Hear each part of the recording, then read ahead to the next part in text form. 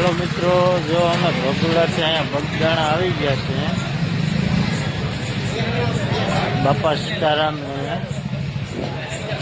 જોઈ શકો છો. આ મંદિર છે. અત્યારે હમણાં અંદર જઈને દર્શન કરશું, પછી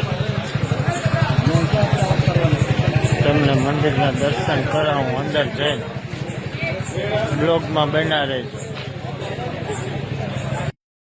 હાલો મિત્રો, હવે બગોડાથી અહીંયા બગદાણા ધામ આવ્યો છે.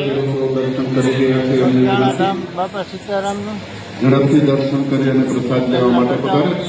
પ્રસાદ વિતરણ શરૂ રહેશે. દર્શન વિભાગ હમણાં થોડી વારમાં બંધ થઈ જશે. સવારે 4 વાગે શરૂ થશે દર્શન અને 5 વાગે મેળા આપી થશે.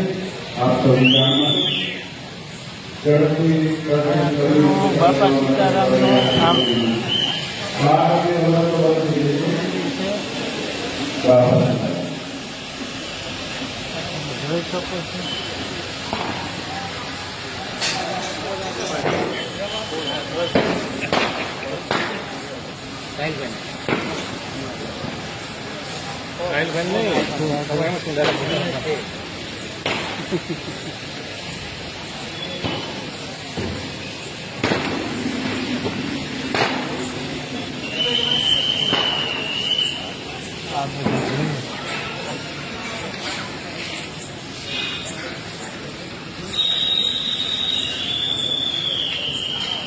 આ બાપા સીતારામનું જૂનું ઘર છે. પેલા રહેતા હતા અને વડલો છે.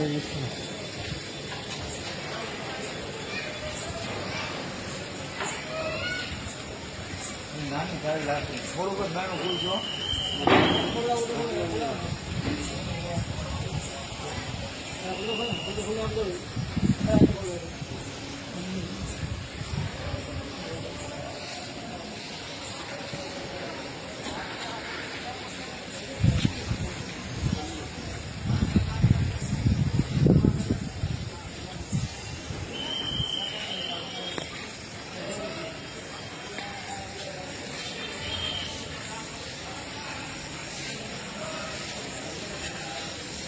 મિત્રો, આ એ વડલો છે જે બાપા અહીંયા પહેલા બેસતા હતા, પૂજા ભક્તિ કરતા.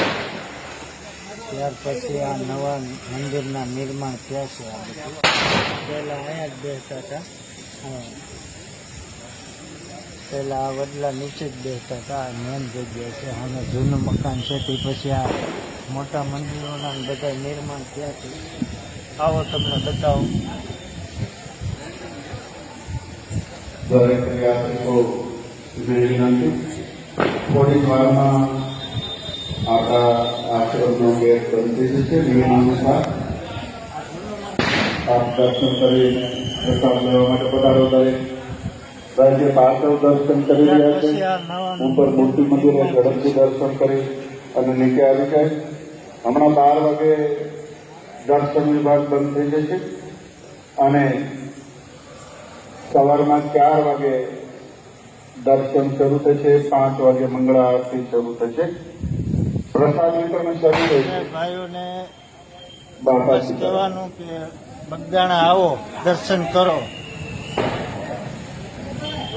આખું મંદિર મિત્ર માર્બલનું જ છે. ક્યાંય રેતી સિમેન્ટ કે કોઈ વસ્તુ છે નહીં.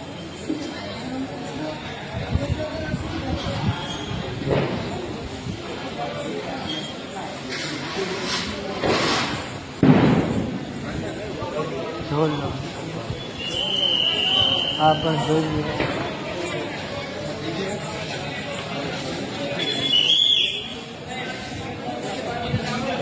આ આખું મંદિર બતાવો.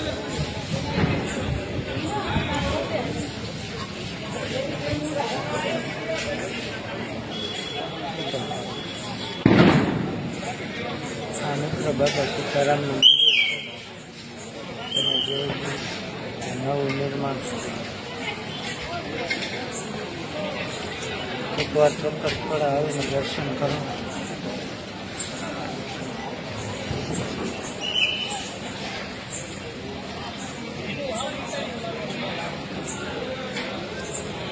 હવે મંદિરમાં સમાગમ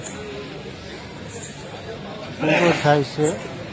દર્શન કરવાના પ્રભાતીઓને સવારનું કહે છે. સામે આ બધી જગ્યા